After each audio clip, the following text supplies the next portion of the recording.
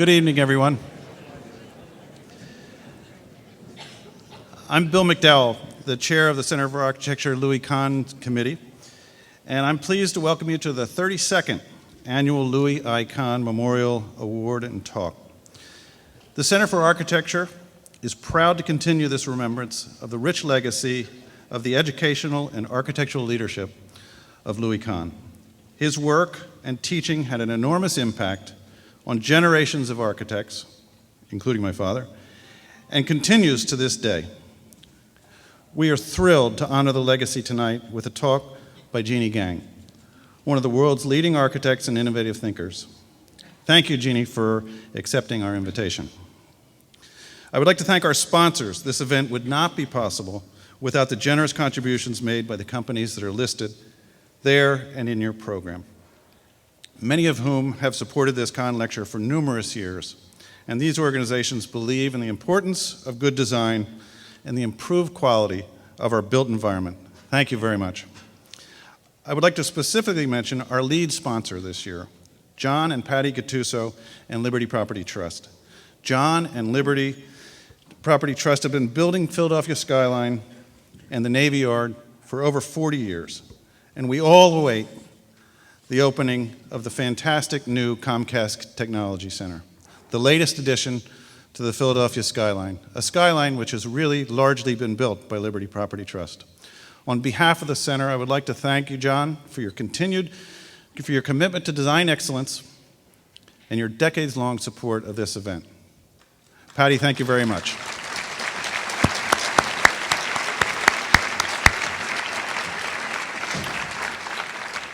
John, I just need to ask you, what's next? This event benefits the Charter High School for Architecture and Design, CHAD as it's known, founded in 1999 as a legacy project of the American Institute of Architects Philadelphia chapter. CHAD is a Philadelphia public charter school that utilizes principles of design to engage students. All students take design classes at every grade level. CHAD encourages creative thinking in core subjects as well as in design. CHAD was started by the AIA to introduce awareness of the various design professions to students at an early age.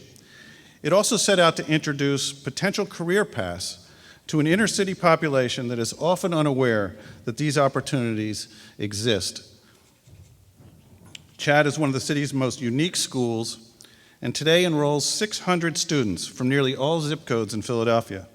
CHAD offers 4 majors in architecture, fashion design, industrial design, and graphic design. 50% of the students go on to 4-year degree colleges, significantly higher than the city average. Students are accepted in programs such as RISD, Savannah College of Design, California College of Art, Moore, Philadelphia University, and 2 students are here tonight that are headed to Drexel's Architecture School.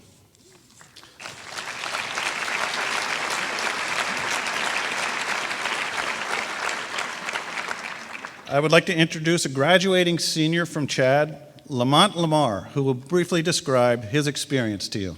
Lamont?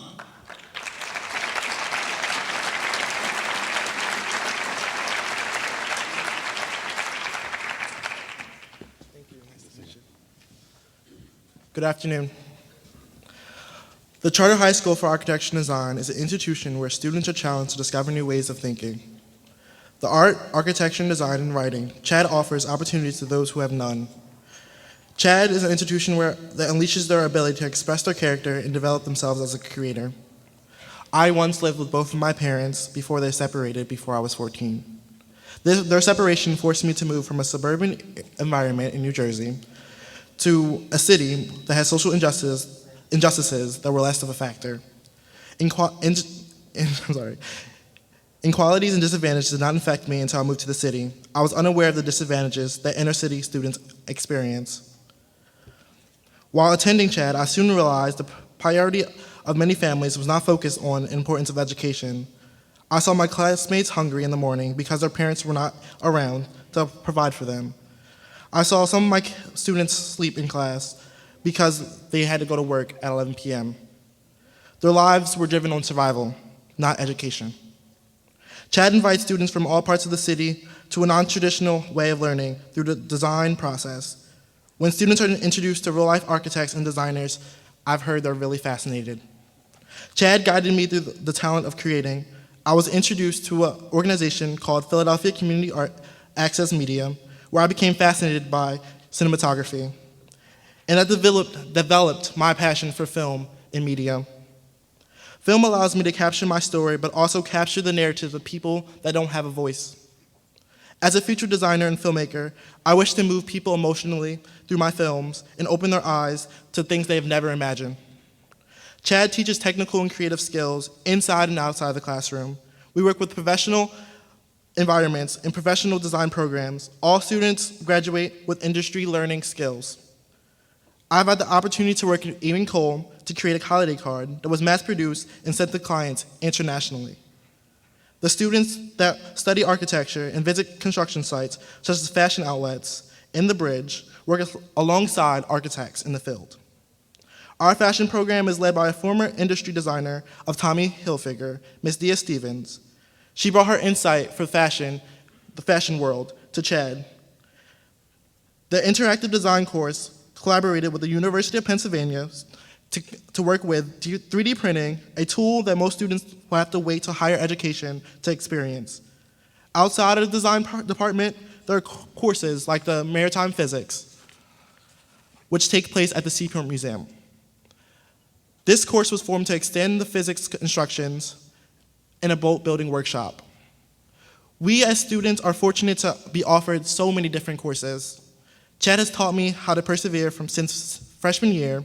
I've stayed up many nights to meet deadlines, work on design projects, and complete a portfolio that would end up I would be using for college.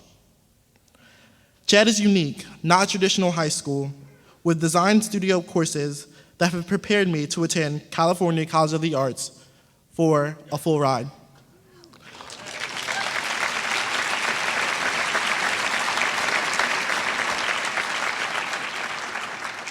While attending Chad, I particularly enjoyed being surrounded by students and teachers that shared the similar creative abilities. But more importantly, when we come together as a community we make up the Charter High School for Architecture and Design. And thank you.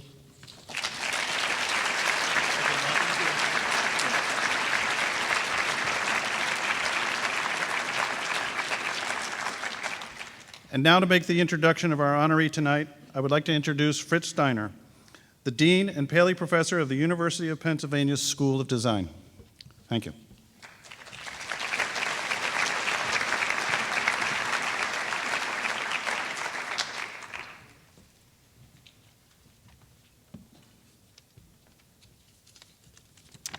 Good evening.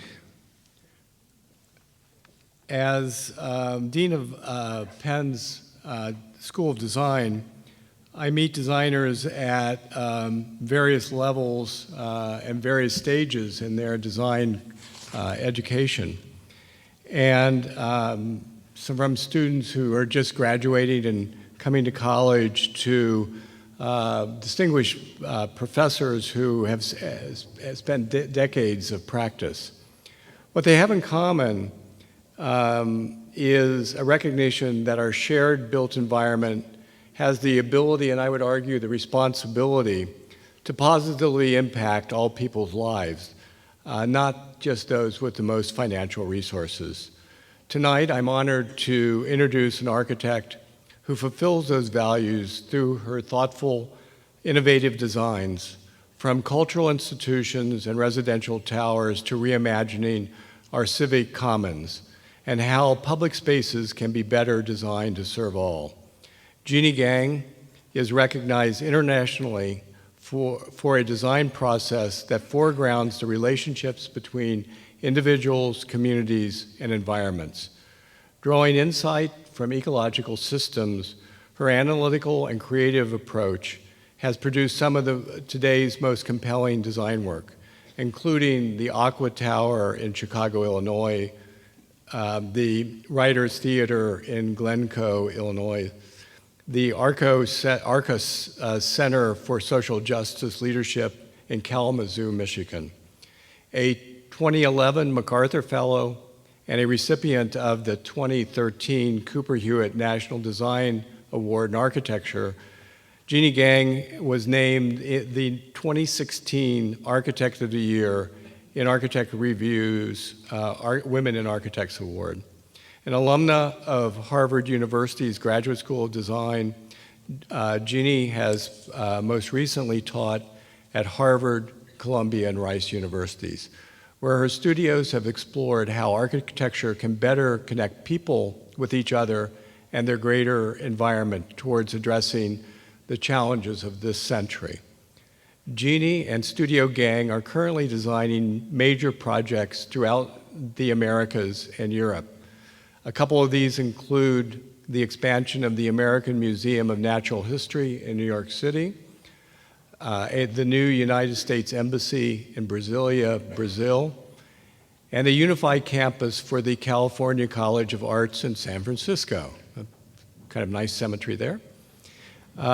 Intertwined with her built work, Studio Gang it also develops research and related publications, exhibits, and programming that push design's ability to create public awareness and lead to change, a practice that Jeanne calls actionable idealism. A couple of the examples of these include the Pulse Station, an ongoing project exploring how American police stations can be reimagined through an inclusive design process to better serve their communities. Reverse Effect, an advocacy publication produced to spark greener future for the Chicago River, and an interactive installation for the National Building Museum, which will be open at the block party this summer.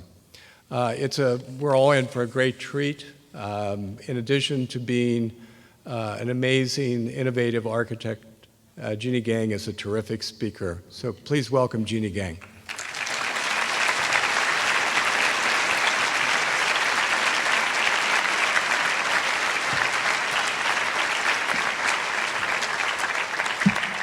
Hello, everyone. Thank you so much for coming tonight, and it's such an honor to be here and to receive this award and to be able to address you in this space. It's incredible. Tonight I'm going to talk a little bit about this award. Made me reflect a little bit on the way that I got the office started and the way that I've designed my practice. And I thought I'd give you a kind of a full range of the different kinds of things that we're up to at Studio Gang. Mostly it's very much like Lamar said. It's staying up late at night, working on design projects, and preparing your portfolio. It's what we do. But the office has grown over the years. It started with just one person, me, in a loft space. It's kind of grown up to really be about making. We have a space where we really can expand out and use all the resources. But it's also about this culture of the office and a kind of camaraderie that we create with each other to enjoy and to experience life. Because I think that's connecting to the way people live is really an important part of being an architect. You have to understand how people connect to each other and to their environment around them. We now are in New York with, I think, 25 people there, and in Chicago. This is our space in Chicago in the former Polish National Alliance building. And what's really interesting is kind of growing the office in a way that's very thoughtful and not just an expansion. We needed a model, and a lot of the consultants we had coaching, like here's how you can expand your practice. They had great ideas, but some of it just didn't feel like it quite fit us, and especially the pyramid with the top down. So one of the things we designed was we collaborated together to create our office organization chart, which is more like a tree where the values are the roots. And the great thing about turning the pyramid upside down is just that it means that everybody in the office is really a branch or trunk supporting someone else that's new. And then the new people coming in might bring in, like leaves, bringing in great ideas and new thoughts and ideas. So it's like this living organism. It's very flexible, great. I highly recommend this org chart. So one of the early projects I started on, really, I was very interested in materials. I think this connects me to Louis Kahn in a certain way. This is a marble curtain that I designed very early in my practice for the National Building Museum, and it was a project that we were asked by the International Masonry Institute to come up with new ways to use stone. And there were 4 different materials: stone, masonry, terrazzo, and then a newer material, AAC concrete. And so I was assigned stone. Stanley Tigerman was the curator. And of course, I found out right away that the gallery could not support very much load. So you had stone, and then, the assignment was almost impossible. So I noticed the arched ceiling and thought maybe we could think about if we could put stone into tension. So I know Louis Kahn asked the brick what it wanted to be, but with the stone, it was like, I'm sure it would not have wanted to be cut into thin strips, slathered with resin, and turned into a puzzle and hung from the ceiling. But that's kind of what we had in mind for it. And so in order to test the possibilities for stone in tension, we actually had to pull it apart. And this is a picture from down in the basement of IIT, where I was teaching at the time, where the material scientists told us it's never going to work. That stone just can't do that. It's going to break at 100 pounds. But after we started doing these tests, we found out some stone does perform better than others in tension. And the particular kind of marble actually took 1,750 pounds, and that was enough to make our engineers comfortable that this stone could actually be hung in tension, one from another, in these kind of geodesic chains coming from the ceiling. And here you can see how thin it is. These are stone tiles, 3/8 of an inch thick, in a puzzle shape that allows these chains to hang down and be supported from the ceiling. They're actually, the first row at the very top is aluminum, and then they hang down after that. So it was a really great experience to just have an assignment that didn't have a program and just experiment with this material. But it also meant that we had to be ready to fail, because we were going far down this line. If it didn't work, it would be a failure. And so it taught me a lot of things about materials, but also just this. It reinforced my real desire to have a practice that could address these kinds of questions, at the same time doing projects for clients, but also having this kind of ongoing research agenda that allows us to experiment and to make things that maybe don't have a purpose, but that will someday, I believe, come and be important to us. At the same time, I've always been someone who is really interested and connected to environment and environmental climate issues. And as I moved to Chicago to start my practice, having worked in Europe, I discovered this disturbed landscape. I think maybe in Philadelphia there's some places like this too, with post-industrial wetlands that in this view with invasive species, and the mountain back is actually a landfill. It's very flat in Chicago, but this topography is actually created from waste. But it intrigued me in that there were a lot. It's an environment that supports a lot of biodiversity, oddly enough. And so over the years, another vein of the research has really been on these waterways and spaces in the post-industrial landscape.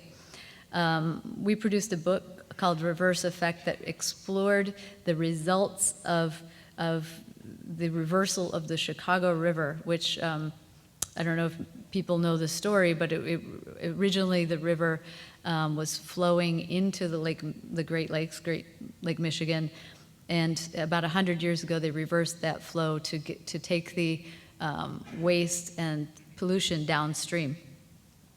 But today we have these issues like, well, first of all, it's not that great to just flush your pollution downstream, but also water quality and flooding, and then there's also this danger of these invasive carp coming up the Mississippi and making their way into the Great Lakes. So the river has a lot of issues, but it also has great potential. As you can see in the lower left, this former industrial space that was a privately held edges of the river could now somehow become a place for the city to make public space or to give people access to the waterways. So in Chicago, when we were doing the book, we started interviewing all the people that were using the river, even though it was polluted. People that were rowing, people that were fishing on it, people that were using it for tourism.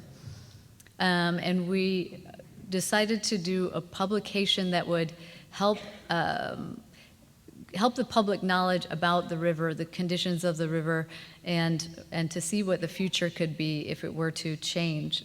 And so we took these images and helped by talking to engineers. I think architects are very good at like kind of connecting technical information to making it understandable. We showed how the river could one day be disengaged from this reversal, and that our wastewater could be renewed and returned back cleaned and returned back to the lakes.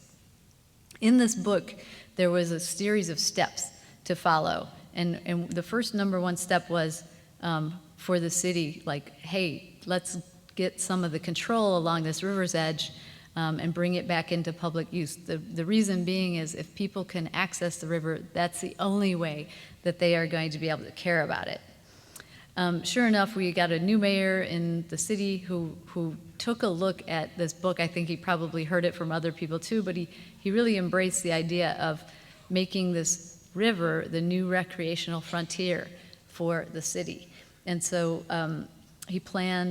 Mayor Emanuel planned 4 new boathouses along the river, and we actually got to do 2 of these boathouses. The first one on the north side, in a place that was a former industrial space, and we had a very limited time, a very small budget, and we designed a boathouse that could also be used in the winter for training. And these couple of clubs that were already rowing on the river, this is now their home. They also use these indoor tanks for training, and different groups like disabled veterans are also learning how to row, because rowing is really something that helps you prepare, be a good team member, helps you like mentally and physically. This is the one that we just finished over the winter, as you can see, yeah, on the south side, and this will they start using this in the spring, like now, for rowing on the south side of Chicago.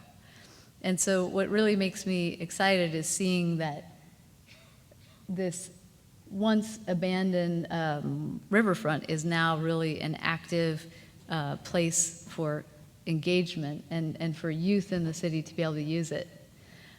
For the architecture, it really was important for us to make something exciting, I think. We were interested in using the motion of these oars as a prompt. We looked at the whole flow of the oar and turned it into kind of this roof form, using straight members like the oars, but creating this up and down truss system that gives you a really dynamic roof form, but also allows daylight in to warm the space. This is during construction. Very simple construction. You can see it's nothing fancy and very affordable, but creating this space that really celebrates this opening of the river. And so it's been amazing to see this come alive and be one of the first steps. And now the city is also doing things downtown as well along the riverfront and really trying to turn it into some big asset. I think this could be happening in Philadelphia as well. One more research trajectory, I think, along the lines of climate. Oftentimes we'll do some of this research and contribute to books. This was a book from Columbia that we were a contributing essay to. We'll come across topics that are somehow not exactly related to architecture but tangent, and then want to follow up on those things, and they kind of filter into our projects over time. this was really about kind of discovering the work of Maria Tharp, who was an oceanographer. She was working at Columbia, and she had this theory that the ocean, the ground under the water was almost like mountainous, and at the time everybody thought that was very crazy, but what she was doing was plotting this data from soundings. Because she was a woman, she was not allowed to go onto the boats and study the ocean, so she relied on this data, and she created this incredible drawing and map panorama of the underneath side. So I think, like today, it would be interesting. Now we have a flow. We have all kinds of measuring tools for our cities and for oceans. And so one of the things we've been working on is helping scientists to take some of this flow of data, so much of this data, and create drawings and diagrams that help them explain the ideas. So in this case, we've been working with a group called the Ocean Solutions, and basically layering their 2D data that they've been collecting onto 3D models and helping them to express their findings. So it's not exactly architecture, but it does those things. Having space for that time to explore is really important to our practice. One of the projects I wanted to show tonight is called the Arca Center for Social Justice Leadership. And this is a small project that's 10,000 square feet in Kalamazoo, Michigan. There's a small college campus there. The pink dot is where the building is located. And they really wanted, they have a strong social justice leadership program on this campus, and they wanted us to design a building that could both fit into the campus but also be the first ever kind of building that's about social justice. The campus has some traditional brick buildings and some maybe postmodern brick buildings as well on campus. But it really felt awkward to try to think about using brick in this case, given these colonial or aspect of the design of these buildings, and that the client really wanted something new. Because there was no precedent for a social justice center, we just started to study the space where social justice happens in cities. And what we found was it happens in the streets and the plazas and spaces like that. That's the demonstrations that are a result of so much planning. And then we found that there are buildings that are community centers that are kind of almost like spaces where these ideas can hatch and plan. They're spaces that promote communication and conversations. And we found these all over the world. The one on the upper left is a meeting space for the elders in Mali, and it has a very low ceiling so that everyone stays seated and calm, and you can't lose your temper and stand up.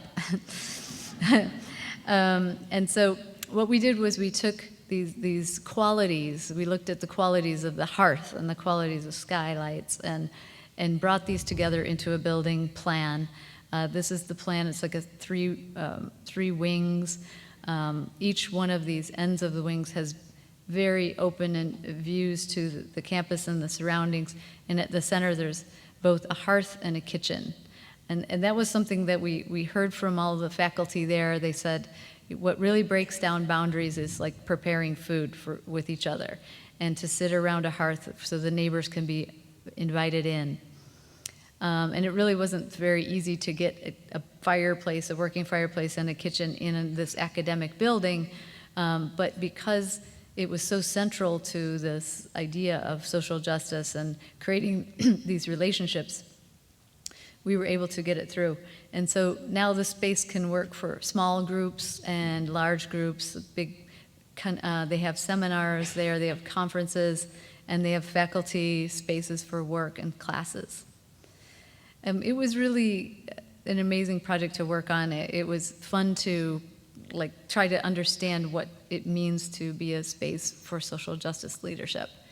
And so we really wanted it to be light and airy, and these are all things that came out of intense research on what social justice could be.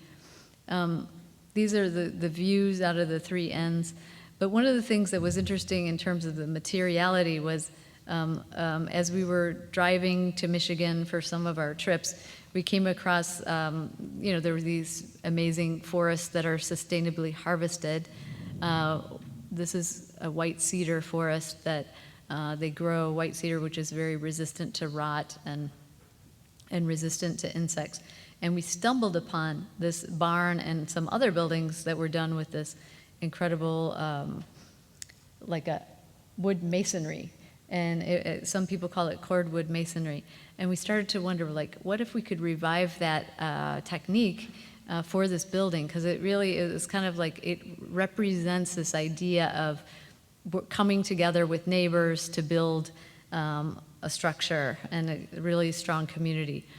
Lo and behold, we found this couple who, Rob Roy and Jackie Roy, who actually knew how to build saunas out of this technique. And they were going around and doing little workshops with people to saunas. So we asked them to come and teach us and our contractors, masons, how to do a cordwood masonry wall. The beauty of this wall is that it's really sequestering the carbon. So if you think about a tree growing up, it's absorbing carbon through its entire life. And then what you do is just dry this wood out. Actually, we dried out the wood for a year prior to putting it into the wall. So there's very little fabrication energy put into this wood. It goes right into the wall. Aesthetically, we tweaked it and really got it into this beautiful, almost fabric-like quality. And then you can see here, so that it becomes a place, it's like taking cars off the road to build a wall like this. So it's a technique that even though it was old, it was like, wow, this is so contemporary and something that could really help us understand how a building could be greener. And it ages too, as beautiful weathering to this material, and it really has a quality that connects it both to the brick campus, I think, but also makes something new.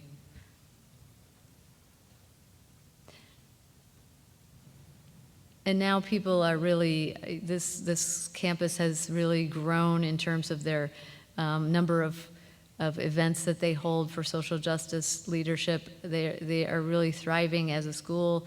And it's because of place, that there's a place that they can gather, and it's a place that has an identity, and no longer having to plan these things in the basement of the school where they used to be. So it was about creating relationships and basing the design on that. In terms of tall buildings, they're oftentimes thought of as structures that are isolated or sometimes, off-putting, let's say, for community purposes. But we've been really interested in how tall buildings can also create community, because they are, it's really the future. We need to make denser, more compact cities. So how can we encourage community on these tall buildings? With the Aqua Tower, we were really interested there in kind of like using the materials, the concrete, in a way that would be giving a benefit to the apartments and giving terraces so people could step outside and even see their neighbor. We tested this in wind tunnels and found that the variations that we were showing in the slabs were actually reducing the discomfort of the wind. In other words, you can use the balcony for a longer period of time in the year.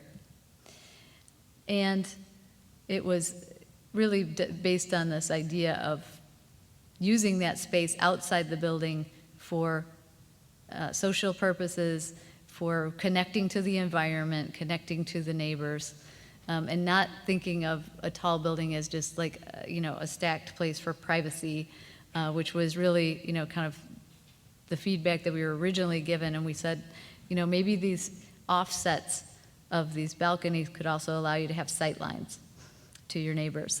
So it turns out that this building is really, it attracts a lot of extroverts, let's just say. So yeah, it's like people that want to be out in the city. There's a lot of students from the University of Chicago Business School that live there, empty nesters, people moving back in the city. But one of the things that let's say I wanted to do better on was the performance of the building. Even though it's a LEED certified building and it has pretty good performance, one of the issues is like how to, maybe the slabs could be disengaged from the inside.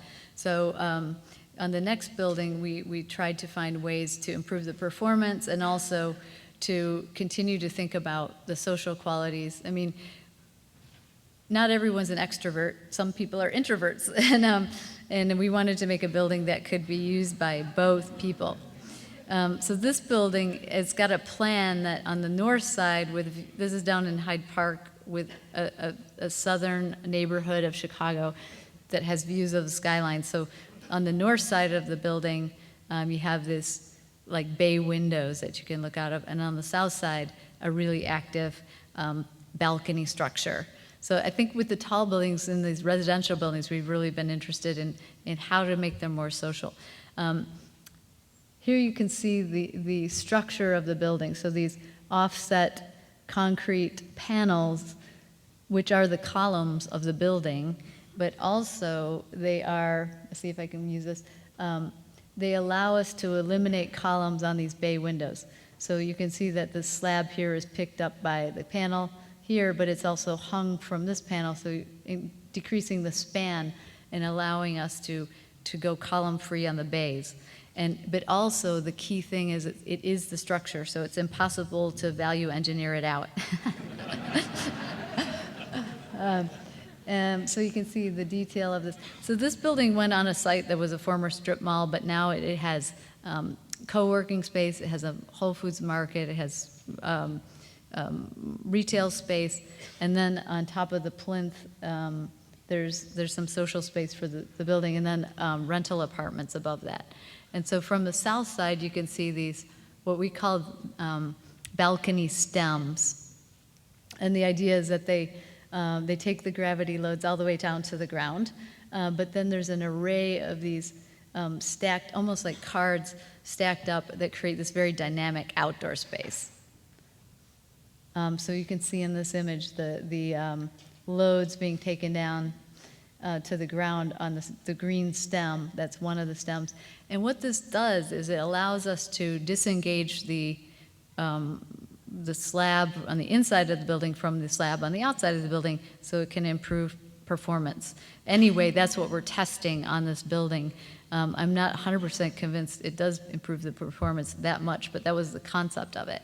And you can see this incredible, almost Escher-esque, like spaces that are quite amazing in there. You can't look into someone else's apartment, but you can see them if they're out on the balcony. So we really treated this as like a kind of a threshold space.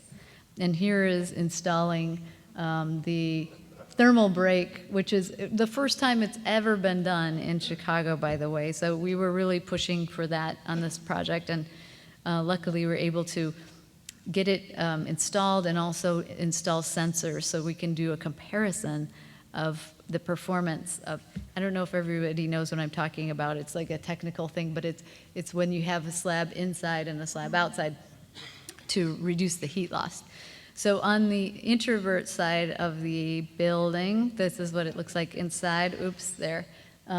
Those are and my friends, the introverts. And then on the extrovert side, you have these three-dimensional spaces, and people can really hang out. And you can see people here just going on out to the balcony to see everyone else and see and be seen.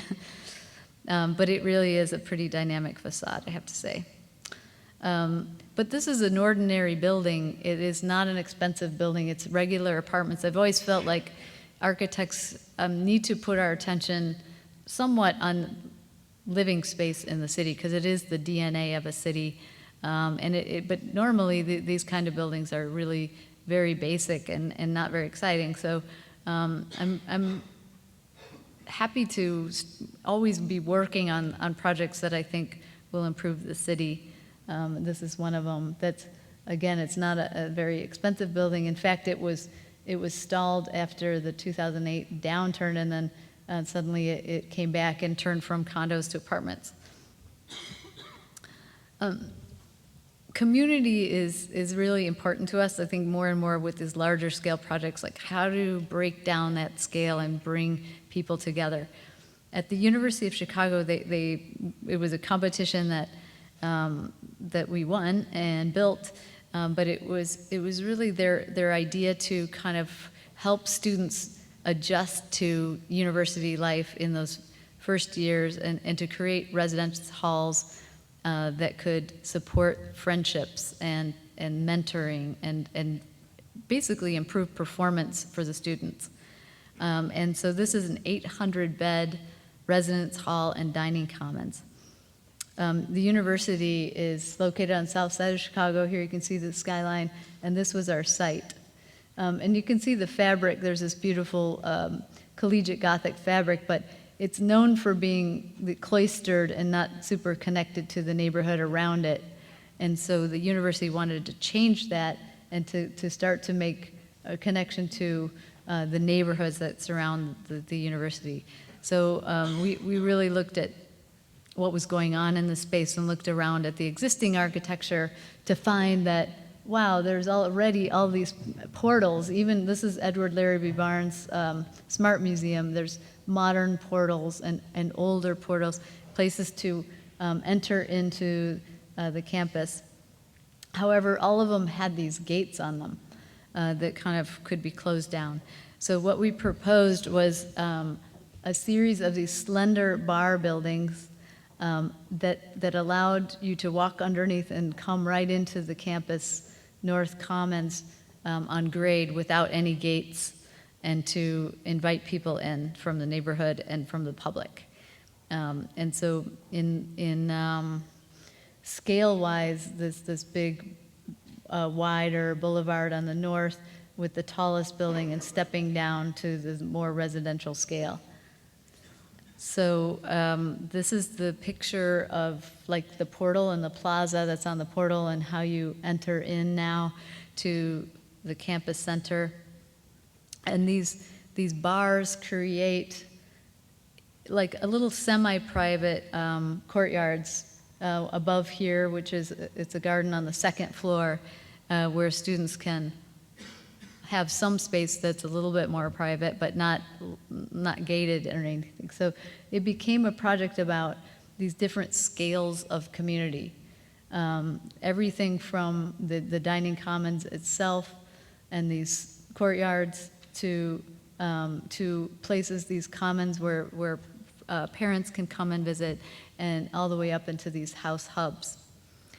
This is looking at the portal as you enter into the campus and under these columns. This is the dining commons, which is really almost like Harry Potter-esque with these long tables. But it's also a place that everyone can come and eat. And so people from the neighborhood could come in, the people that work there can eat there, and they do. And it's a really beautiful light-filled space with these grill screens that help shade from the sun. So everybody comes in to one entrance for this project, so 800 students, and they can either take the elevator, go up the stairs, and then they can communicate across to any of the towers. But the DNA of the project is really about this house hub idea.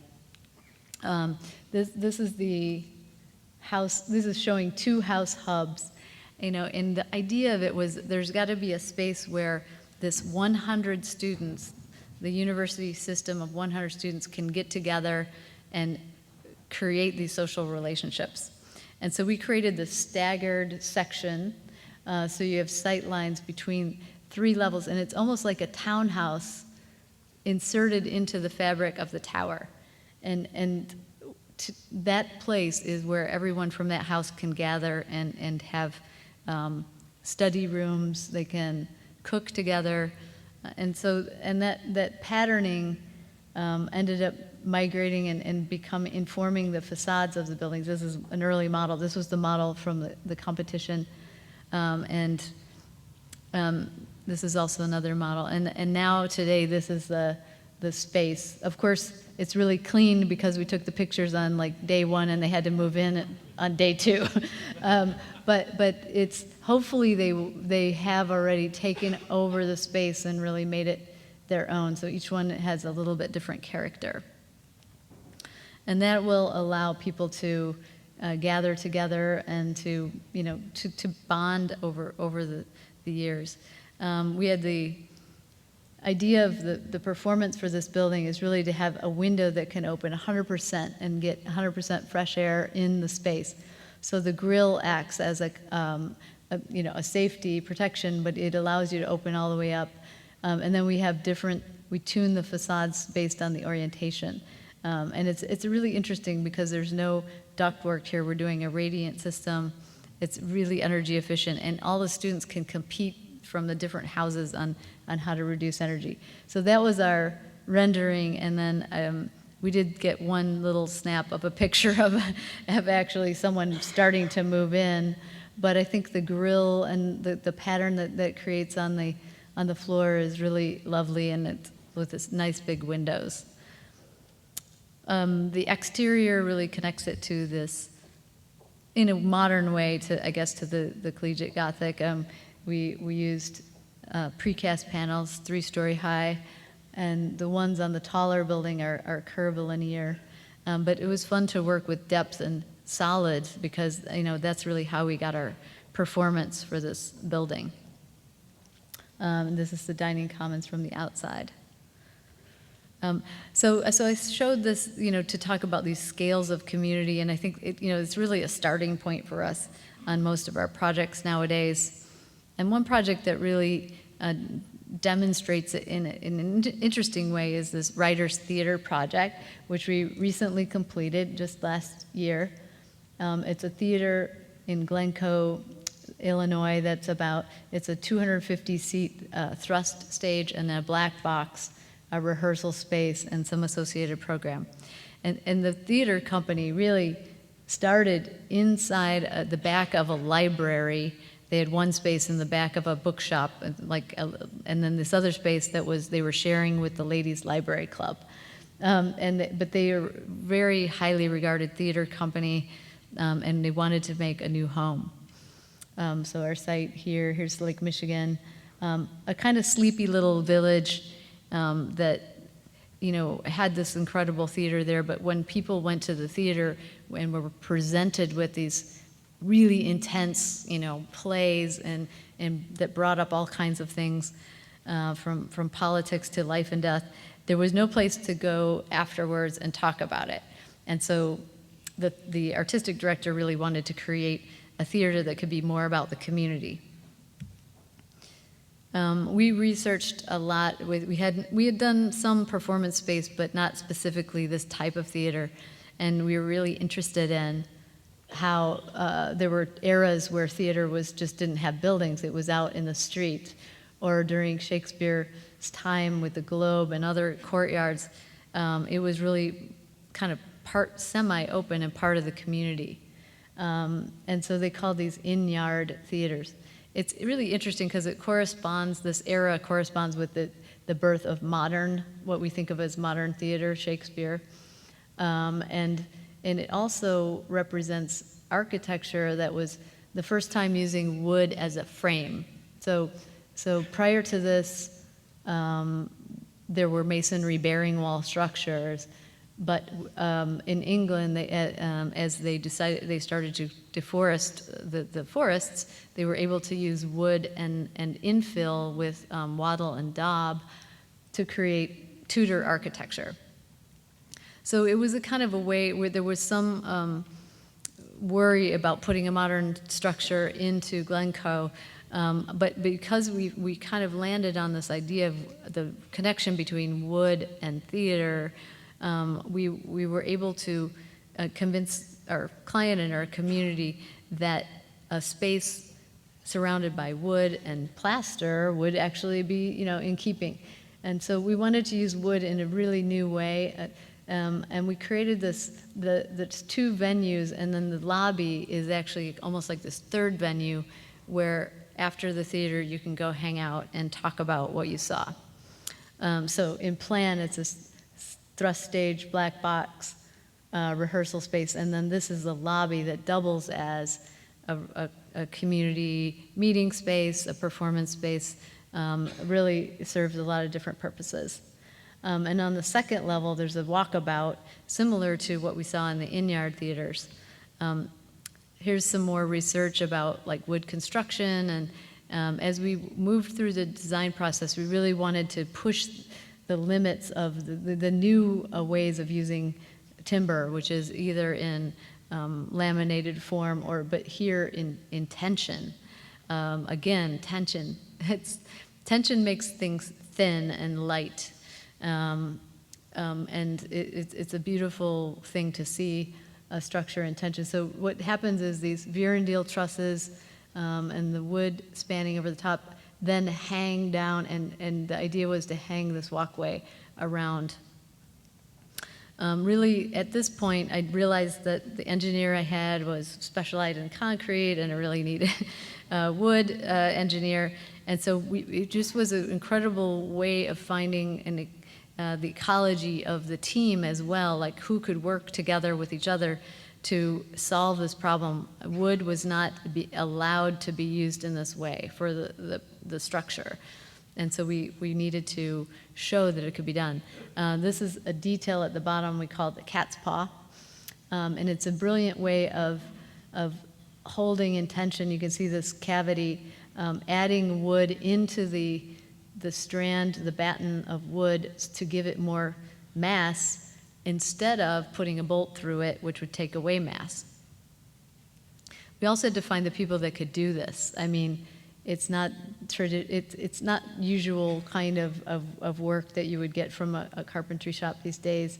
And we discovered this guild out in the middle of Illinois called Trillium Dell, and this is their site. And some of the work that they do is to disassemble barns and to salvage the wood, and they're really brilliant, a very international group located out here. And they helped us to mock up and test.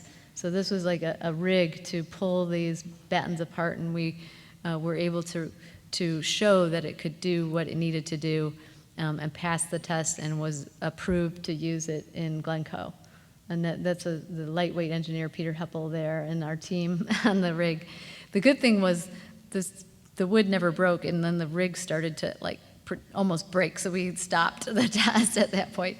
But here is the way that the glue laminated wood are routed out to accept the cat's paw, and this shows putting the wood into the cat's paw, into this mold, the flare, which ends up like this. I learned a lot too, and they let us make some of these things, which is really cool to be an architect and be able to participate a bit. I also learned how to throw an axe when I was out there, because that's what you do for fun in the middle of Illinois in the middle of the winter. Then it started to come together, and you can see the cat's paws coming in, and how this is attached at the top. This had to be straight so you could get the piece in, and you could see and just feel the hanging of this walkway that gives the theater its identity. Here you can see the other benefit of having the Virendales and so on is just how light this all is. There's no additional structure needed because this is all hanging from the top. So we have these doors that can open up onto the park, and hopefully sometime in the future, the artistic director will be able to do one of those parades, the pageantry that starts in the city and ends up inside. We used a lot of the wood that was on the site. We did mill that and use that for the interiors. This is the lobby space that you can see, and here it is with the doors open. We also made sure this space was usable for performance, so it has lighting and acoustically treated, etc. And then across from the walkabout, there's a kind of a meeting space where the ladies' library club can still meet, and there's a rehearsal space, and then this is the thrust stage with the brick that was on the former building on the site was reused to create an acoustic wall with this pattern. And that was a whole nother story that I won't get into with the masons who didn't think they could do it, and they did it, and they were so excited. So the rest I'm going to show just quickly, a few projects, not too in depth, but just some of the ways that we're trying to think about each project. Different scales, different programs, and this one is the research actually for solar carved building that we're currently under construction in New York.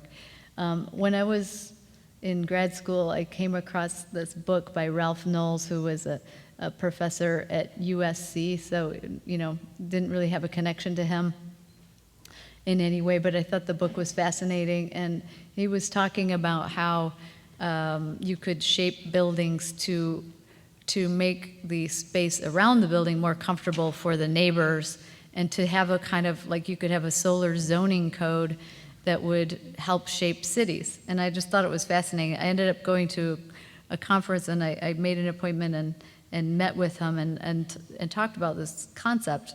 And I always had it in the back of my mind, and then we came across this project in New York, and it seemed to apply. This is a 1908 zoning ordinance in New York that determined that all the buildings would be these step-back skyscrapers. And the whole purpose of it was to preserve light and air to the city public space and street, which is really great.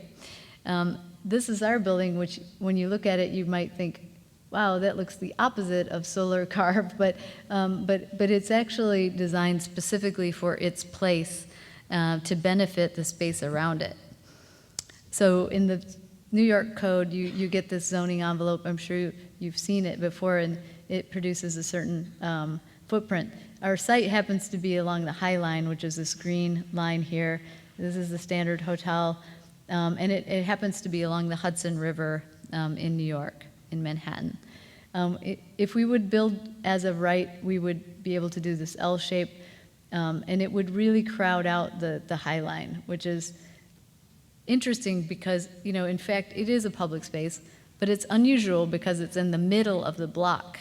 And so what we discovered was that, maybe we need to respect the light and air to the High Line in this case, seeing as our site is right along the river. And so we went after an idea of replacing volume from here, cutting it back and doing a higher building, and then going about carving it with the angles of the sun. And so that people walking on the High Line would still be able to have views to the river, and then these other carves would begin to reduce the amount of shade on the High Line. So by doing this, we are able to preserve 200 more hours of daylight to the High Line, during the growing months. And so the city, when we presented it, because it was, we needed a variance, they saw the logic and they approved it. So it was really great. It was, and we had these different variations. The more we're trying to get as much FAR we could, but if we ended up going down, we would just increase these carves. And so we're really excited to see this building come around. These are some of the studies about this faceted portion where we carved out the building to make it more special in those areas. And so this is under construction now and should be finished next year, so really exciting. And finally, I wanted to talk about how the research takes us into areas in our cities to understand relationships between people. This project it's the last project I'm going to show. It's really about responding to a couple of things that were happening around us and wanting to see if architecture could somehow have some positive contribution. We were designing a fire rescue building in Brooklyn, New York, and with what I noticed with the fire rescue team and the rescue workers is that they always had like a kind of a very strong relationship to the neighborhood around them. Everybody loved them, and they like each other too. And so the building, doing the fire rescue building, got me thinking about like police stations. Why are they so different? Why do they look like fortresses? And also what the tension, obviously the terrible confrontations between police and community members is a symptom of something that is gone wrong in the relationship. And so we started to think about like what a new police station could be, and if it would somehow be different than what we currently have. And we used this points that came out of a study, the 21st century community policing, and there were like these different pillars that addressed all of the things that need to reform in policing.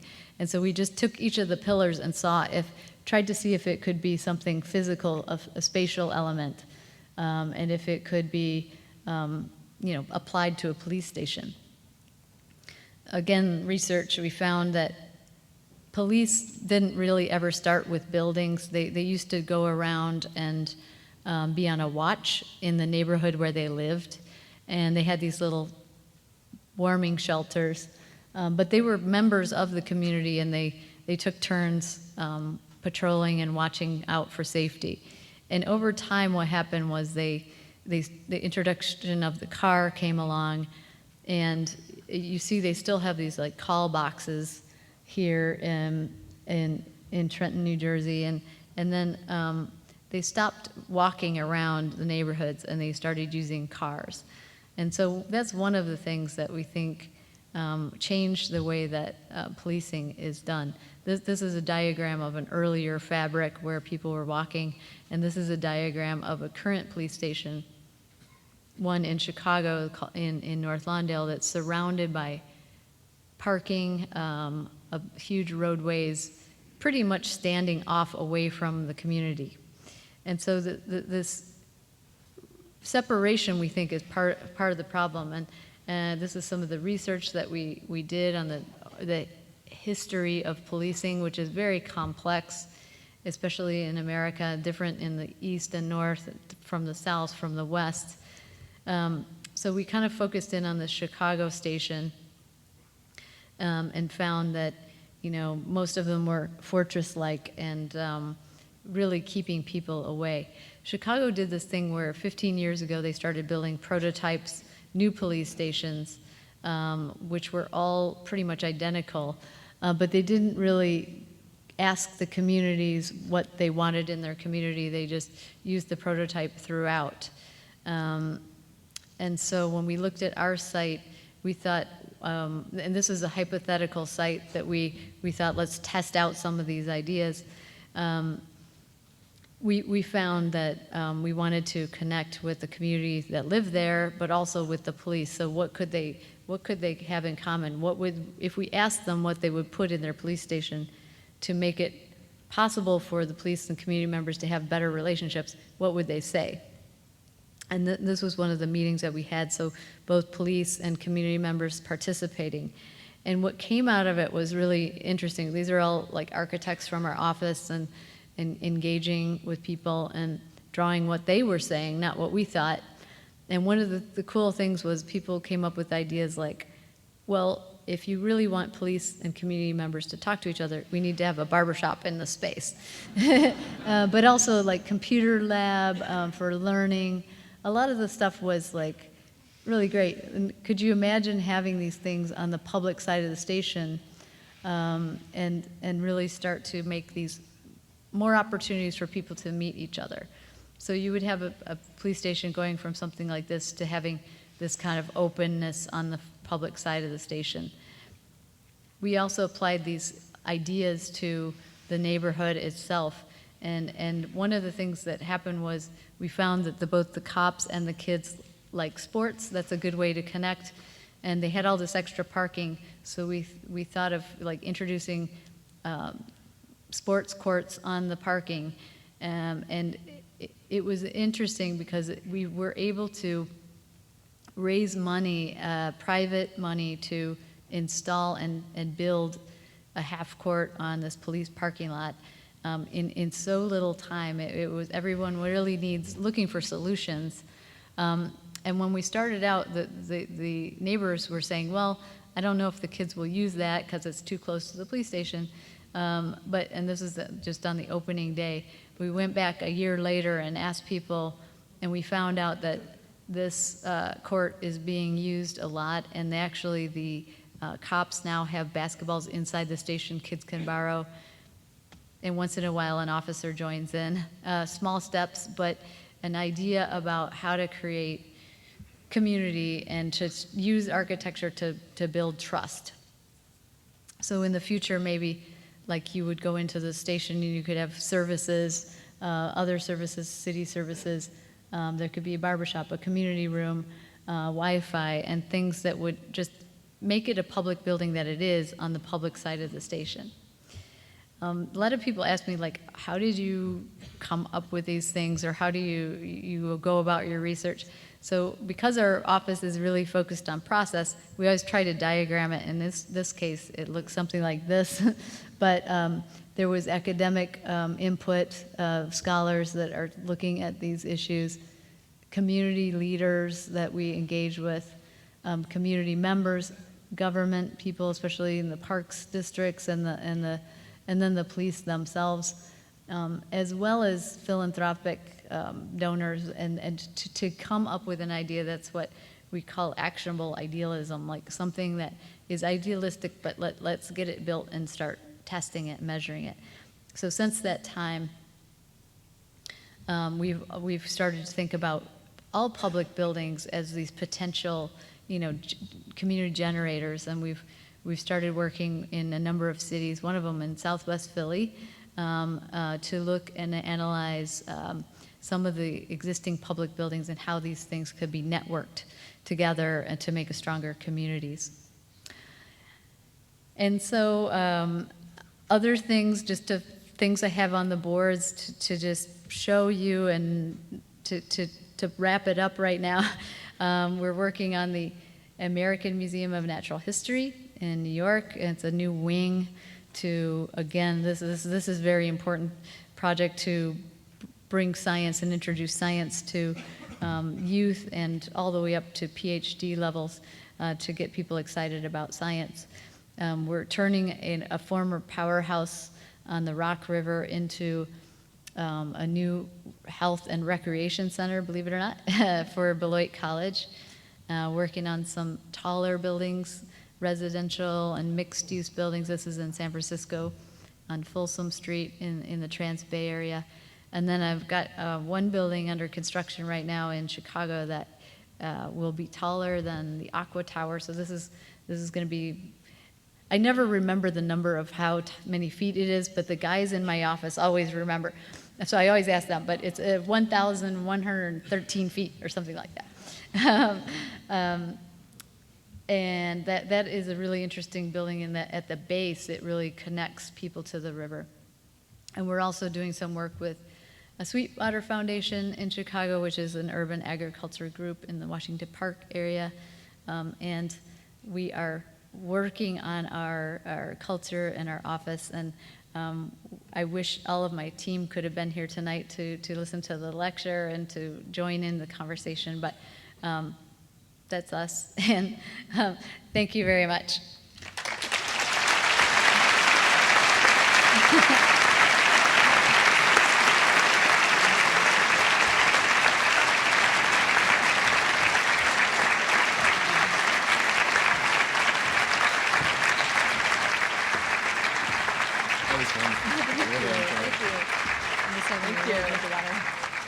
Thank you very much, Jeanne. That was fantastic. I had the great fortune of going to the Architectural Biennial in Chicago 2 years ago and saw the Polis station. And as someone who has worked in community development in the city, I was like, this is amazing. So I'm so thankful that you're here tonight. I want to thank everyone for coming this evening. My name is Rebecca Johnson. I'm Executive Director of AIA Philadelphia and the Center for Architecture and Design. This event is a really important event for the center to do public programming about the importance of the built environment and how architecture and designers can really inspire us to think differently about our cities and our world. We do this through events like tonight, and on Thursday there's an exhibit that Studio Gang worked very hard on about the Writers' Theater. So come by the center. It'll be up for 6 weeks or more or less. So I hope you get to check that out. We couldn't do any of this without our sponsors. So once again, thank you everyone on this for helping us make this event possible.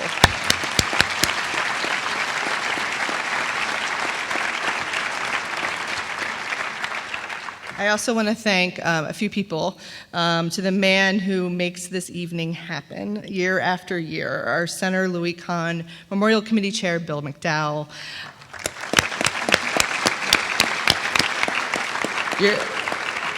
Bill's commitment to this program makes it one of our marquee events, and it just keeps getting better year after year, so thank you very much, Bill. I also want to thank David Bender, who our Associate Director of the Center, and Liz Paul, our Communications Director. They really helped bring this all together, so thank you very much.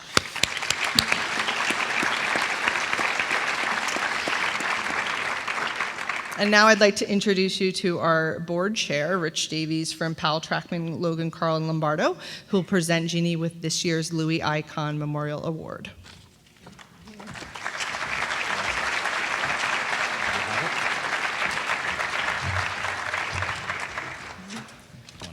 We're supposed to move to the center.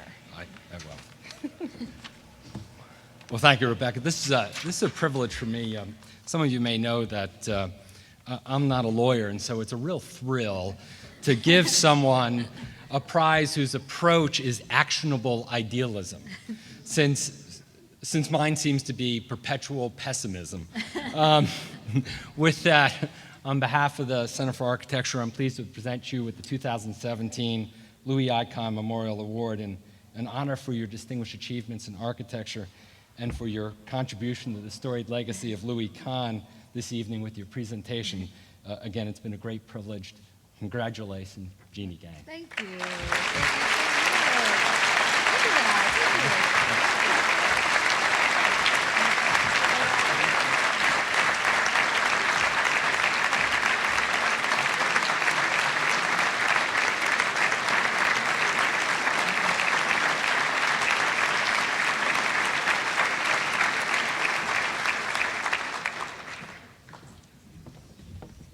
Thank you, everyone, for coming. That's it. Thank you.